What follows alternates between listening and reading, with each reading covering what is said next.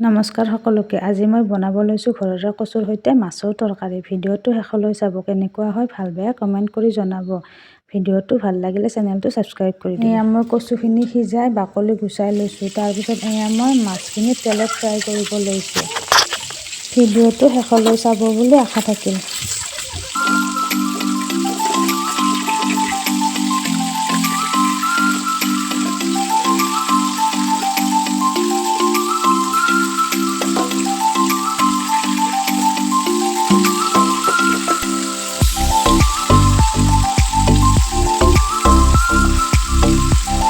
এতিয়া মোৰ গোটেইখিনি মাছ ফ্ৰাই কৰা হ'ল। এতিয়া সেইটো কেৰাহীতে মই যিখিনি তেল আছিল তাত মই পাঁচফোৰণ অকণমান দিছোঁ।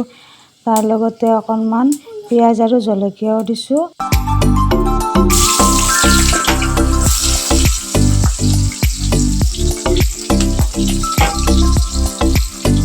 এতিয়া মই সোৱাদ অনুযায়ী নিমখ আৰু তাৰ লগতে অলপ মছলাও দিম। মই ইয়াতে হালধিৰ গুড়া অকণমান দিছোঁ আৰু মই ইয়াতে জিৰা জালুকৰ গুড়ি অকণমান দিছোঁ। অলপ মই কালা ধনিয়াৰ গুড়িও দিছোঁ আৰু এইখিনি গোটেইখিনি দি মই এতিয়া ভালকৈ লৰাই দিম। লগতে মই ইয়াতে অকণমান আদা আৰু অকণমান নহৰুৰ পেষ্টটো ইয়াতে দি দিম।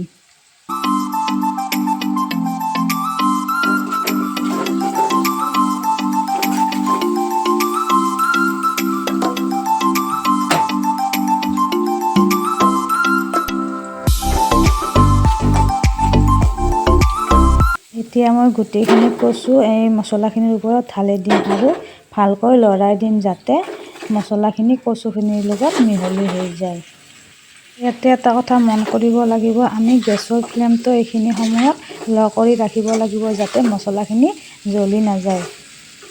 এইখিনি এতিয়া ভালকৈ লৰাই দিয়া হ'ল। তাৰ ওপৰত এতিয়া আমি কাটি থোৱা বিলাহীখিনি গোটেইখিনি ইয়াৰ ওপৰত ঢালি দিম আৰু এতিয়াও গেছৰ ফ্লেমটো লয়ে থাকিব আৰু অলপ সময়ৰ কাৰণে এইখিনি লৰাই আমি এইখিনি ঢাকনি মাৰি অলপ সময়ৰ বাবে থৈ দিম যাতে এইখিনি অকণমান সিজি যায়।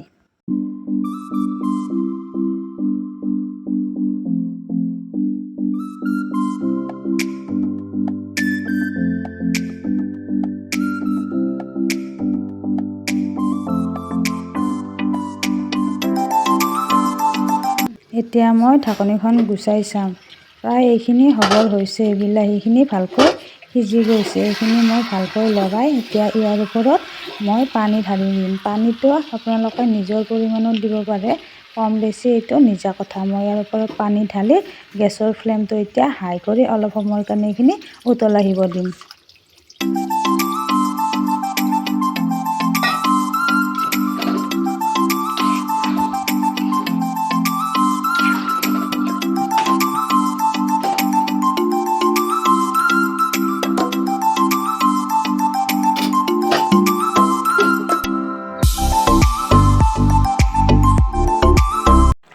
এইখিনি মই এতিয়া ঢাকনি গুচাই চালোঁ আৰু এইখিনি প্ৰায় হ'বৰ হৈয়ে গৈছে।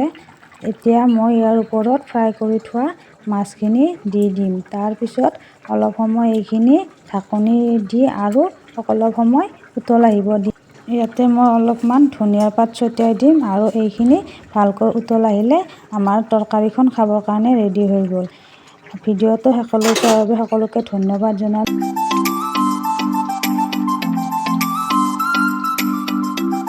এয়া আমাৰ আজিৰ থালখন ৰেডি হৈ গ'ল। এয়া হৈছে মাছ ফ্ৰাই কৰিছোঁ, এইখিনি হৈছে মাছৰ চাটনি, এইখিনি আলু আৰু বেঙেনা ভাজি, এয়া পিঁয়াজেৰে মাছ ভাজি আৰু এয়া হৈছে আজি বনোৱা কচু আৰু মাছৰ তৰকাৰী। তো আমাৰ খাবৰ বাবে ৰেডি হৈ গ'ল।